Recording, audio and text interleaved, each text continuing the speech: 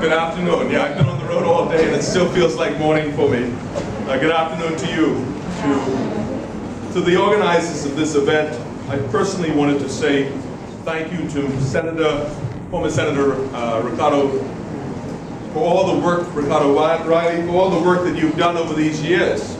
He's never given up. This has been going on for many years. It started small, and through all the battles and all the challenges, he kept persevering. In fact, as your theme says, he kept his eye on the prize.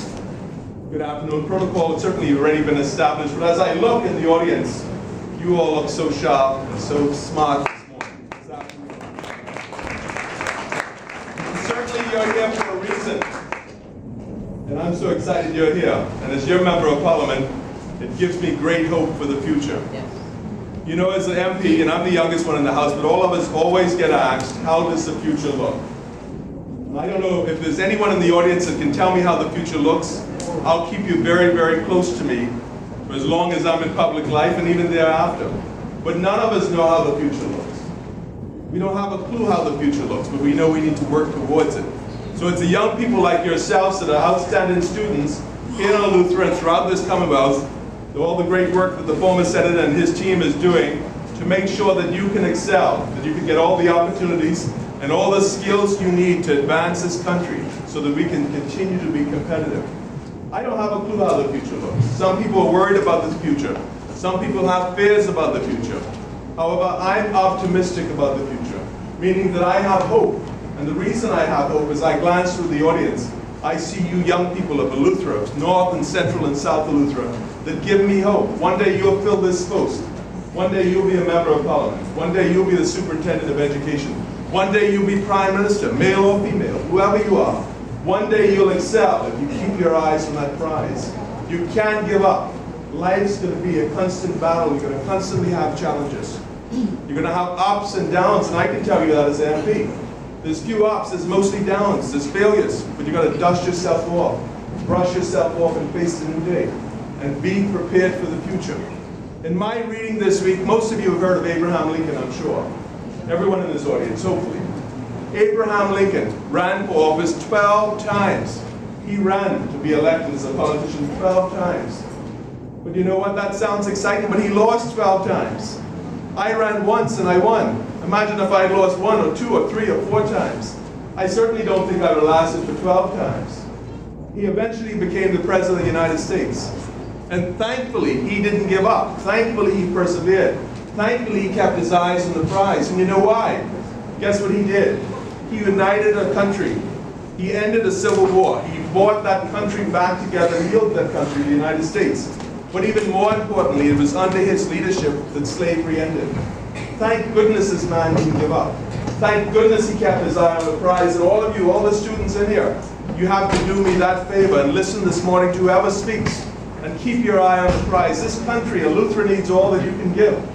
It sounds big, but once upon a time, not too long ago, I was sitting right here in an audience like you. Now I serve as the Member of Parliament for North Eleuthera. Dreams do come true.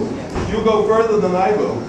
You'll go on to be Prime Minister. You'll go on to be that person who can maybe find a cure for cancer, a cure for AIDS. You are the hope for this country. And I'm optimistic. We got all kinds of challenges in Parliament, all kinds of challenges in this country. But it's these events like this that I go to and I get excited. You give me that spark, you give me that energy to keep going. So I tell all of you, I've been watching you, you've got the skills to excel.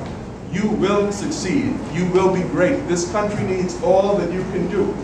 And also, you got to remember your self-worth. Know that you are important, that you're worth something, regardless of what people say about you, regardless of what they call you or say about you. Recently this week, I've been reading about Zacchaeus and Peter. We know them in the Bible, right? Zacchaeus was that tax collector that climbed the tree to get to Jesus. He climbed to that tree because he wanted to get to Jesus. You know what the community thought of Zacchaeus? They seen him as an old, wrinkled tax collector, someone who couldn't be loved. But Jesus seen him as someone who would love great and be great. You know what the community thought about Peter? They saw him as a fisherman, a dirty fisherman, a round fish, cleaning fish, someone who couldn't amount to anything. You know what Jesus saw in him? He in fact denied Jesus, but he saw in him leadership, potential, tremendous leadership. Peter rose on to lead a church and lead the international church community. These were great men. your true worth. Jesus sees your true worth. And more importantly, also, you have to see your true worth. You have to build that strong foundation.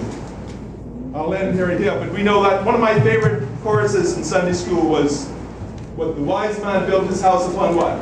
Rock. No, the wise man built his house upon the rock. What did the foolish man build? Sand. That's exactly it. As you excel, as you move forward in your educational career, we need you to build your foundation on that rock. Build that base, the educational base, and also build that base, the personal relationship with Jesus. That's the only thing that'll carry you through. So as your MP, I bring you greetings today, and I say that you make me proud. You make my job easier, and whenever we have challenges in the house, whomever we are on either side or whatever side we're on, it's the young people of this country that keep us, giving us hope that we will eventually excel. We'll get beyond this curve and these challenges that we have. And it's going to be you that's going to rescue this country and can continue to build it. So I say to the educators in here, the teachers, continue to do your job. Not easy. People find fault in you as well. But know that you are helping to build this country, and perhaps more so than I am. This country depends on you as well. God bless you all. I'm so happy I'm here today. Thank you so much.